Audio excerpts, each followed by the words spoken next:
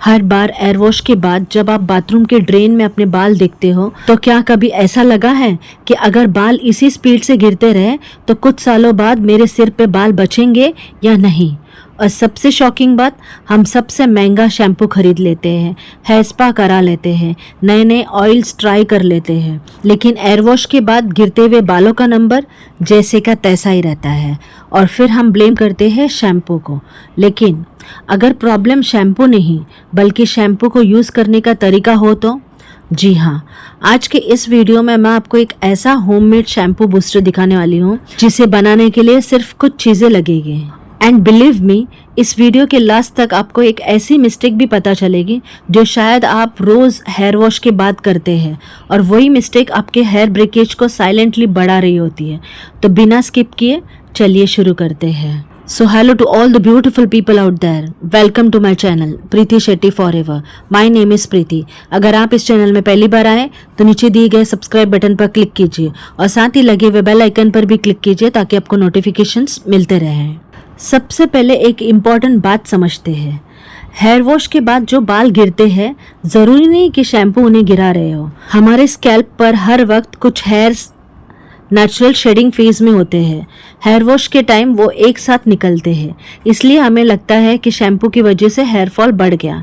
लेकिन यहाँ एक और चीज़ होती है, हेयर ब्रेकेज। और ये वही प्रॉब्लम है जिसे लोग हेयर फॉल समझ लेते हैं। Dry hair, excess friction, rough shampooing और वेट हेयर को एग्रेसिवली रब करना, और ये सब ब्रेकेज को इंक्रीज कर सकता है। इसलिए आज हम इस शैम्पू को एक स्पेशल तरीके से यूज़ करेंगे जो हेयर को स्मूदर फील कराने और वॉश के दौरान फ्रिक्शन कम करने में सपोर्ट कर सकता है। लेकिन सबसे पहले उस रेमेडी को कैसे तैयार करते ये जानते हैं। एक पतीला लीजिए और उसमें डालिए 1 कप राइस वाटर।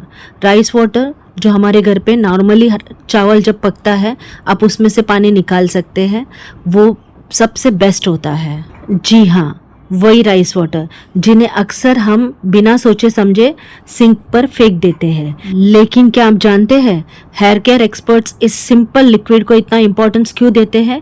क्योंकि राइस वाटर में नेचुरली कार्बोहाइड्रेट्स और अमीनो एसिड्स होते हैं जो हेयर को स्मूथ और मैनेजेबल फील कराने में हेल्प कर सकते हैं। लेकिन सिर्फ राइस वाटर से ये रेसिपी कंप्लीट नहीं होगा। एक्चुअली अभी तो असली जर्नी शुरू हुई है। अब जो इंग्रेडिएंट आने वाले हैं वही इस लिक्विड को कम्प्लीटली ट्रांसफॉर्म कर देगा। वैसे एक बात का सच सच जवाब दीजिए, क्या आपने भी एयर वॉश के दिन शैम्पू इतना यूज़ करते हैं जैसे पूरे मोहल्ले का बाल धोना हो? बिलीव मी, एक्स्ट्रा शैम्पू का मतलब एक्स्ट्रा क्लीन हेयर नहीं होता, बस अननेसेसरी ड्राइनेस बढ़ा सकता है। अब राइस वाटर के अंदर ऐड कीजिए 2 टेबलस्पून फ्लैक्स सीड्स और गैस को मीडियम फ्लेम पर ऑन कर दीजिए। जैसे जैसे मिक्सचर हीट होगा वैसे वैसे फ्लैक्स सीड्स अपना नेचुरल जेल रिलीज करना शुरू कर देगा। यही वो सिल्की टेक्सचर है जो एयर स्ट्रैंड्स के बीच फ्रिक्शन को कम करने में हेल्प करता है। और जब फ्रिक्शन कम होता है तो कोम्बिंग और वॉशिंग के दौरान अननेसेसरी ब्रेकेज भी कम हो सकता है। अब मिक्सचर को कंटिन्यूस स्टिर करते रहिए। धीरे धीरे आप देखेंगे पानी नॉर्मल लिक्विड से ग्लॉसी जेल में कन्वर्ट होने लगा है। लेकिन अभी भी रेसिपी कंप्लीट नहीं हुई है। एक्चुअली अगर आप इस स्टेज पर गैस बंद कर देंगे तो आप इस रेसिपी का सबसे पावरफुल स्टेप मिस कर देंगे। इसी नेक्स्ट इंग्रेडिएंट की वजह से लोग इस रेसिपी को बार बार बनाना पसंद करते हैं। अब नेक्स्ट इंग्रेडिएंट वो है जिसने पिछले कुछ सालों में एयर केयर वर्ल्ड में काफ़ी अटेंशन गेन कर लिया है। अब इसे फ्लैक्स सीड्स गर्म होते होते राइस वाटर में आपको उसमें ऐड करना है 1 टेबलस्पून फ्रेश रोजमेरी लीव्स। जी हाँ, एसेंशियल ऑयल नहीं, रोजमेरी लीव्स। अब इसे 3-4 मिनट और हल्के फ्लेम पर सिमर होने दीजिए।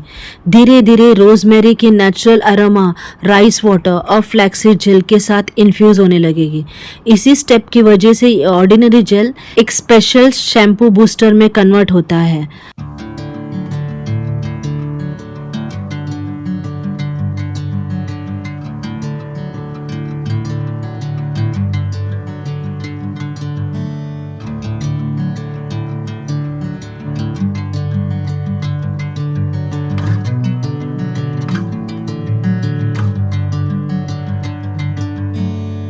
अब गैस बंद कर दीजिए। मिक्सचर को कम्प्लीटली ठंडा होने दीजिए और फिर एक स्ट्रेनर की हेल्प से आप जेल को स्ट्रेन कर लीजिए। देखिए कितना स्मूथ, कितना सिल्की और कितना ग्लॉसी जेल तैयार हुआ है। बिलीव मी, इसकी कंसिस्टेंसी बताती है कि रेसिपी परफेक्टली बनी है। अब एक क्लीन बाउल लीजिए, उसमें सिर्फ उतना ही शैम्पू निकालिए जितना आप एक बार में हेयर वॉश के लिए यूज़ करते हैं। अब उस शैम्पू में 2 टेबलस्पून ये फ्रेशली प्रिपेयर्ड जेल ऐड कीजिए और स्पून की हेल्प से जेंटली मिक्स कर लीजिए। बस, अब आपका शैम्पू बूस्टर रेडी है। अब जो एक्स्ट्रा जेल रह गया आप उसे अपने बालों पे हेयर मास्क की तरह यूज़ कर सकते हैं। आप उसे लगाइए। आधे घंटे के बाद इस मिक्सचर को वेट स्कैल्प और हेयर पर अप्लाई कीजिए। फिंगर टिप से 2 मिनट तक जेंटल मसाज करिए।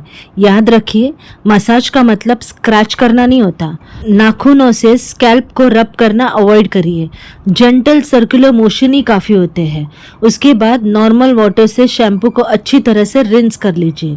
कंडीशनर सिर्फ हेयर लेंथ पर लगाइए। हालांकि इससे वॉश करने के बाद कंडीशनर की ज़रूरत नहीं है, मगर फिर भी अगर आपको कंडीशनर लगाना है तो कंडीशनर सिर्फ हेयर लेंथ पर लगाइए, स्कैल्प पर नहीं।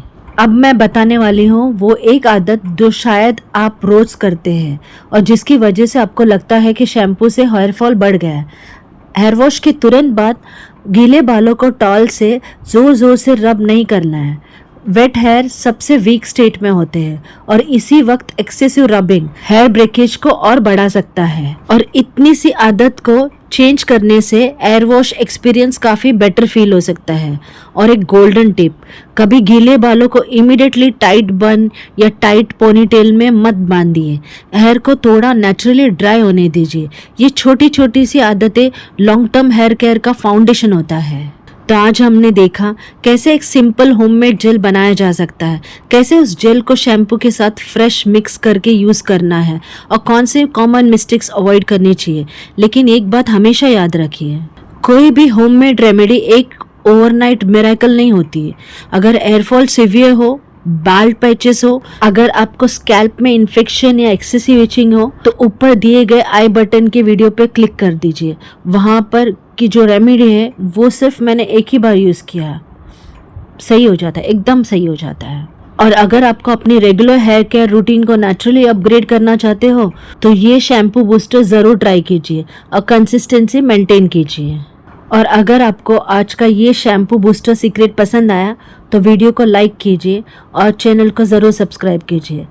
और अगर आप सच में अपने हेयर को लॉन्ग, थिक और नेचुरली हेल्दी बनाना चाहते हो तो स्क्रीन पर जो नेक्स्ट वीडियो आ रहा है उसमें मैंने एक और powerful homemade hair growth gel share किया है जिसे हज़ारों लोगों ने अपनी हेयर केयर रूटीन का हिस्सा बना चुके हैं। अभी उस वीडियो पर क्लिक कीजिए। फिर से मिलते हैं ऐसी खूबसूरत वीडियोस के साथ। तब तक के लिए stay healthy, stay happy and stay connected.